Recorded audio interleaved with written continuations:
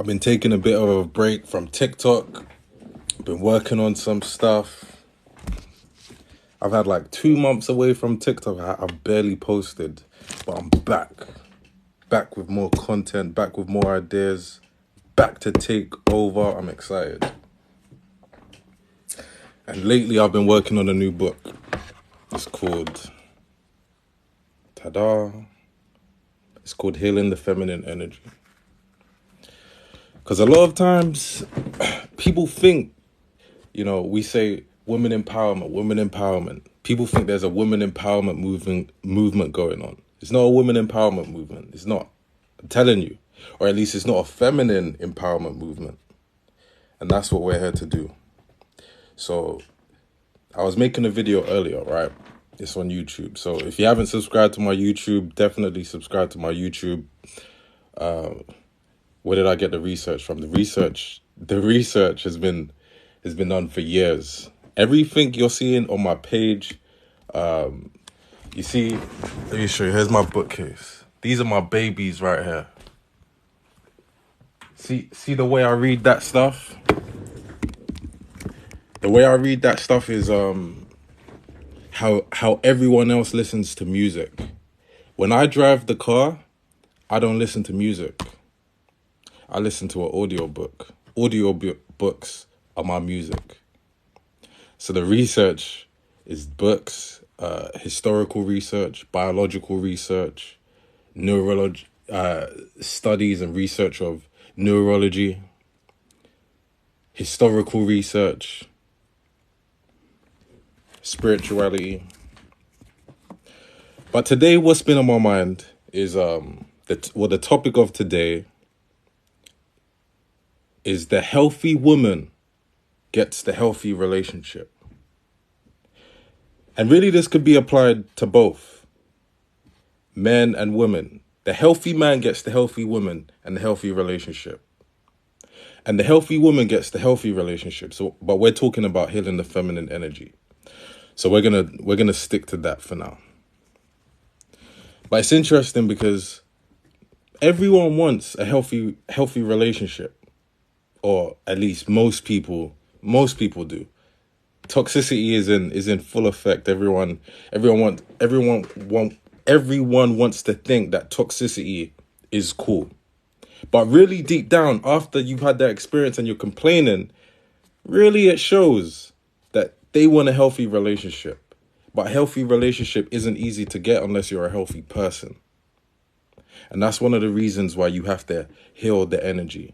Heal the feminine energy if you're a woman. Heal the masculine energy if you're a man.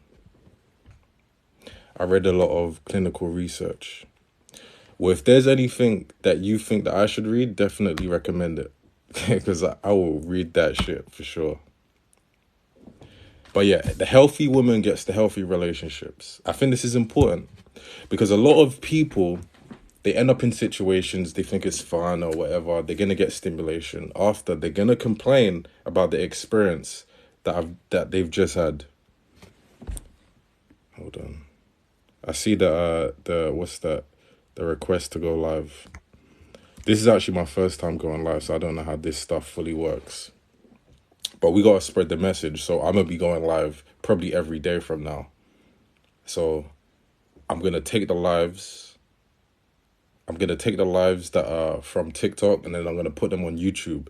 The YouTube right now is called the Superior Code. I'm going to change it to the Divine Code. I think that suits a little bit more. You say a healthy woman could see red flags and walk away. That's true. But it takes a lot of work to get to that point where she's a healthy woman. So I was talking about this with someone else. And a lot of people seem to say this, like, they embrace the fact that they've gone through certain problems, issues, trials, toxicities that got them to the point of being a healthy person, right? And it's interesting because I think to myself, like, why do you even have to do that? You don't actually have to go through problems, issues, and challenges and abuse and trauma to then become that healthy person. You could just work on it now. You could just observe what's happening in society, observe the relationships of your parents that might have been toxic, observe the relationships of your friends and go, wait, I don't want to go through that. I don't want to go through that. What's up, Dee Dee? What is your definition of healthy? Well, that's a very general question. I could give a very general answer, but in the from the perspective of when we're talking about healing the feminine energy, when we say what is a healthy woman is someone she's confident. She's not a people pleaser. I'm gonna literally read you a bit from the book actually.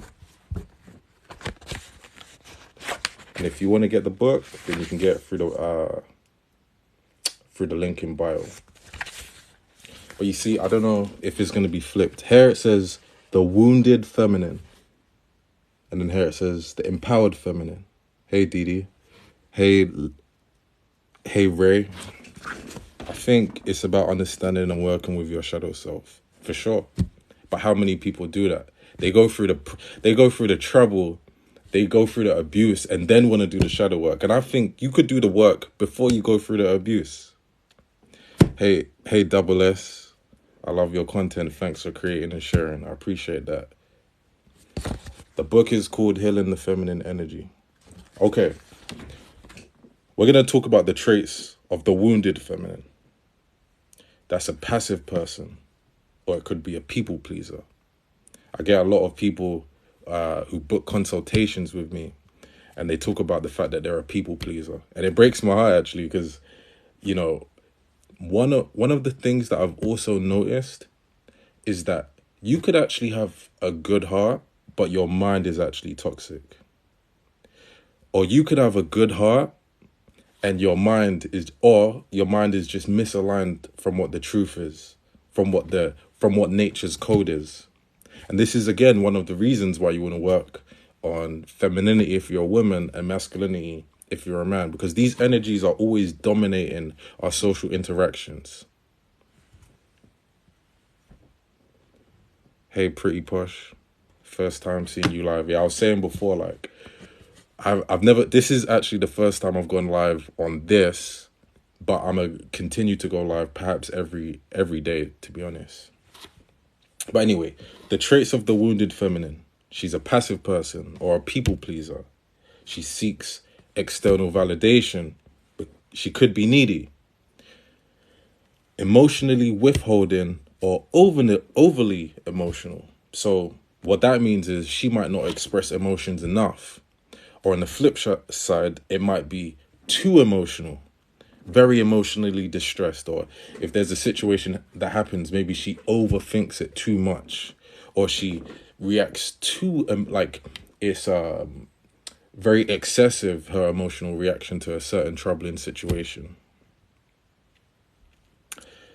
She's prone to victimhood and a feeling of powerlessness. She could be manipulative. She could be insecure. She could be envious. She could be judgmental. She struggles to receive or let go. But the empowered feminine, she's peaceful. She's not easily triggered because she's emotionally balanced. Not everyone can get to her. She expresses and she's in touch with her creativity. She's able to express authentically and communicate boundaries and needs. That's another thing that's very important. Hey, Jabby. Hey, Khan. Hey, Brett. We're talking about the empowered feminine right now. And what I was saying before is, especially with a girl who's a people pleaser, right? And to be honest, not just with girls, with guys too. People struggle to communicate their boundaries, their rules, the rules and standards that are in their life. And perhaps they don't even have any rules.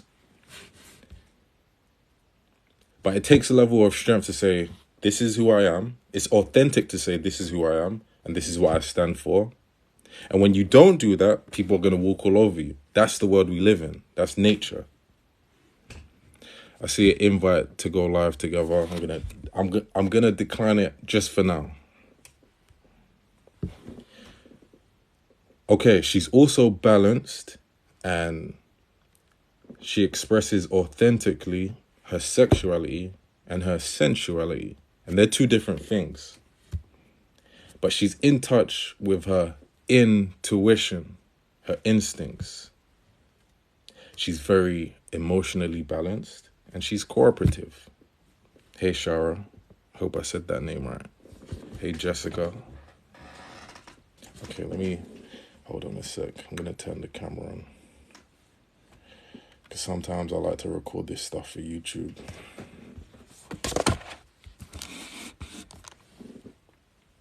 I was saying to someone recently, right? I said, when it comes to the type of partner you want, you have to think, what are you willing to pay for that? People just think, I want the perfect partner. I just want the perfect partner. And they just list it. And that's great. You can do that. Whatever you want in this world, you can get. But are you willing to pay the price for that thing that you want or that person you want? When it comes to women, of course, most women would want a man that knows how to treat them right, that knows how to take care of her emotions, make her feel safe, make her feel comfortable, who's able to understand her. And as you know, I don't even have to ask. You know that's rare. You know there's not many guys that are like that. That's a 1% type of guy. So if that's a 1% type of guy, then what type of person would you have to be to attract that type of guy? How do you fix these things or do shadow work? Well, it's one of the reasons why I wrote this book, Healing the Feminine Energy. But the path to doing that is you have to work on yourself. It is shadow work. It is personal development. I actually think personal development should be in schools. I think it's crazy that we learn the stuff that we learn, but we don't learn our mind. We don't learn our spirit. We don't learn how to develop as a person. Guys are not like that because many guys need healing themselves. That's true. That's true. We're all supposed to do that. That's my point. Why do bad boys want good girls? Ask that again, but be a bit more specific. I don't think I get what you mean. They are in schools, but not mainstream. Yeah, education doesn't teach you anything about life because they don't care about your spirit. They don't care about your spiritual fulfillment. They care about making sure that you are a part of the machine that keeps the machine running. And the machine is not a bad thing, but it's just a bit, you could say, evil that they're willing to allow their inhabitants to just be a part of the machine without actually feeling okay. And that's why we got to do this work for ourselves. We got to do this work on ourselves. If you're a man, you have to work on your masculinity. If you're a woman, you have to work on your femininity. A lot of the times, women will attract men that they then, find out, okay, that was a bad experience. I wish I didn't have that. And the reason why is because you're attracting the frequency that you're running on. What you're putting out, even if you don't mean to, is what you're getting back. And it always makes me laugh when people think they're going to get the type of person who is going to give them a healthy, empowered relationship, but they've done no work on themselves to reflect that. Because once you put it out, naturally and unconsciously, that's what you're going to get back. I need to work on communicating. I tend to shut down. Can you explain why?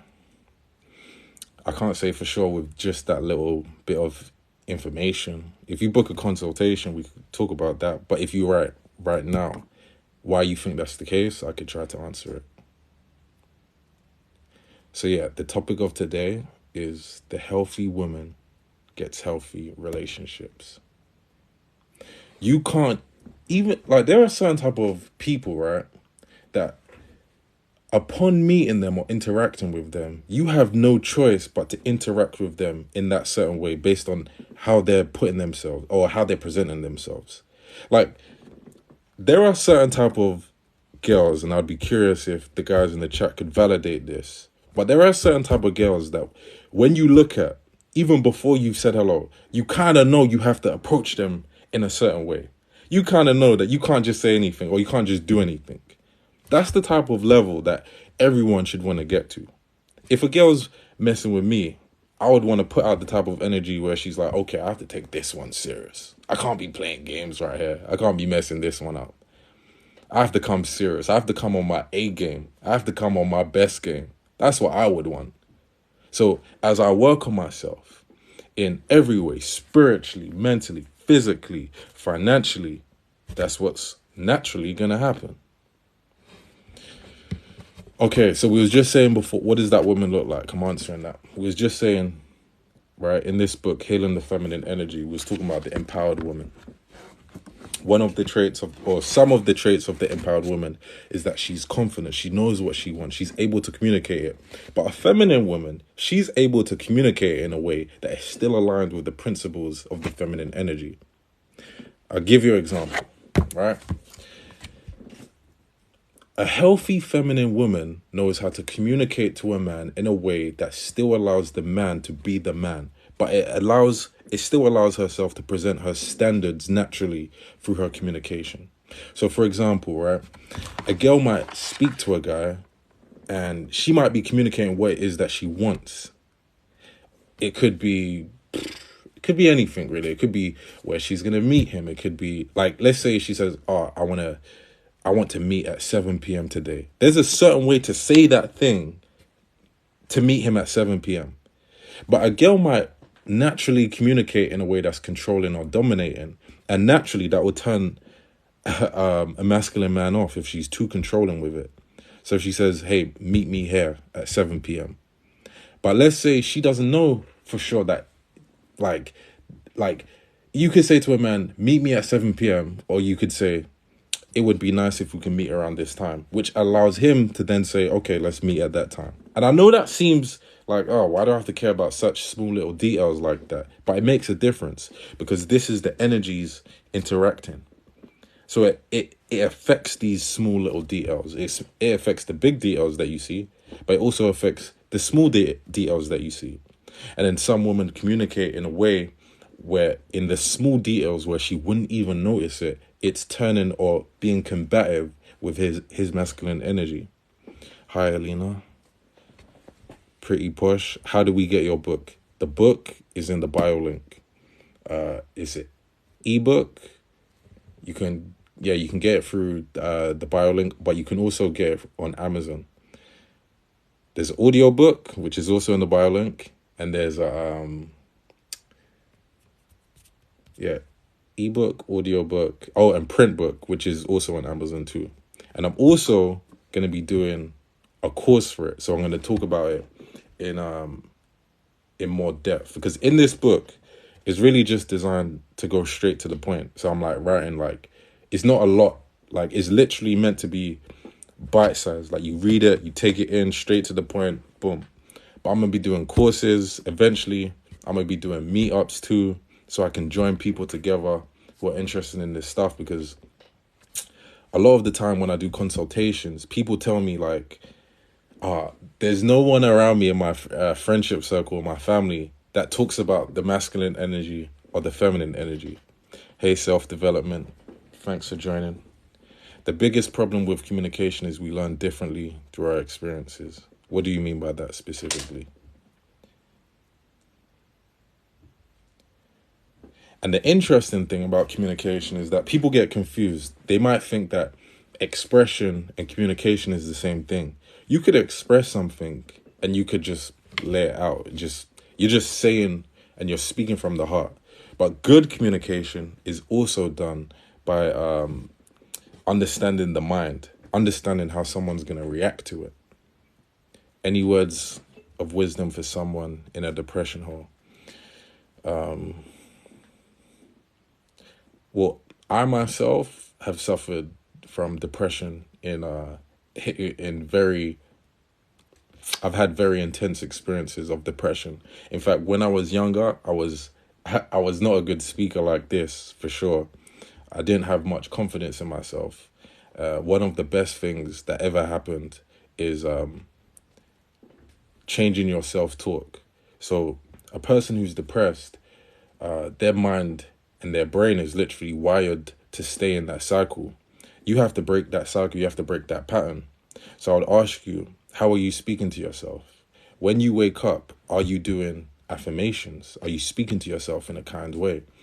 When you're thinking about certain situations or you're in a certain situation, how do you talk yourself through it? One of the reasons why I also put in this book, like, it's called Healing the Feminine Energy and the Wounds of Your Inner Child, is because I believe, and I'm pretty sure, that in all of us, there is an inner child. When you're going through certain situations, talk to your inner child like a child. When you get stressed, talk to your child. Say, no, it's okay. It's okay. Speak to it like it's a child, because it is a child. When you're in situations where, I think road rage is a very good example, say, no, it's okay. It's okay. We're all good here. We don't need to be stressed. Talk to it like you would talk to a 5-year-old. And then the last part of depression is that you always have to have hope. Hope is one of the strongest things ever. I grew up doing boxing, for anyone that doesn't know. I have a boxing channel, like a YouTube channel, Instagram, and all of that. And I teach, I've run classes, like master classes on the mental aspects of fighting. And it's not just about the physical aspect of fighting. It's heavily about the mind.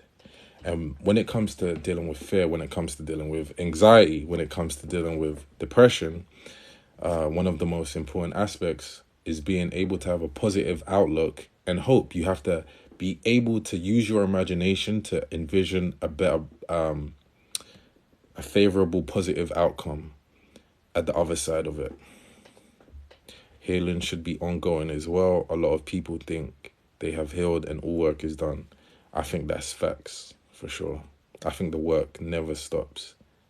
And I actually think, please, can you show the book again? Healing the Feminine Energy and the Wounds of Your Inner Child. So that's why the icon is literally a woman, speaking to her inner child. What was I saying? I lost my train of thought there. Yeah, I was saying that I actually think that you could work on yourself and you could be 100%, but it's almost like sand. Like if you had sand in your hand, the sand just keeps going, so you have to keep putting the sand in. That's almost what it's like with your mind. You have to keep putting positivity in there because you're going to go through a situation tomorrow or next week and it's going to affect it. Let me stop this. Stop the recording on the camera. Am I doing any giveaways? I'm actually thinking of doing a giveaway for people who write a review for this book. The giveaway is probably going to be a session at a spa or something. So for self-care, because one of the things you have to do when you're healing the feminine energy is you have to do self-care. Self-care is very important because it's nurturing and taking care of the internal side. And that's one of the reasons why you tend to see women, they are more drawn to doing self-care activities than men are. You don't really see men posting that much about healing, even though they should do it. But women are more drawn to healing and self-care activities and stuff like that because they naturally feel it. They're very in tune with their internal.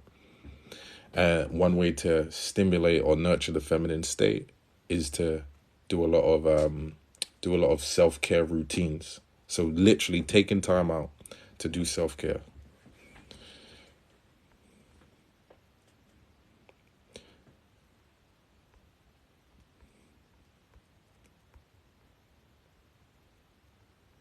Where do you begin working on yourself? That really depends on your personal circumstances. But I think the first thing that you have to do is you have to look at what result that you want to get. Then that will dictate the road that you want to take. Hey Nadia, hey Marilyn, hey T. Today we've been speaking about healing the feminine energy. This is the book that I wrote, Healing the Feminine Energy and the Wounds of Your Inner Child. And we was talking today about the healthy woman gets the healthy relationship. The healthy woman gets the healthy reality. The healthy woman gets healthy friendships. Working on yourself doesn't mean spending. You could create a vision board. That's true too. I think working on yourself is really, you could do it. You don't need anything actually.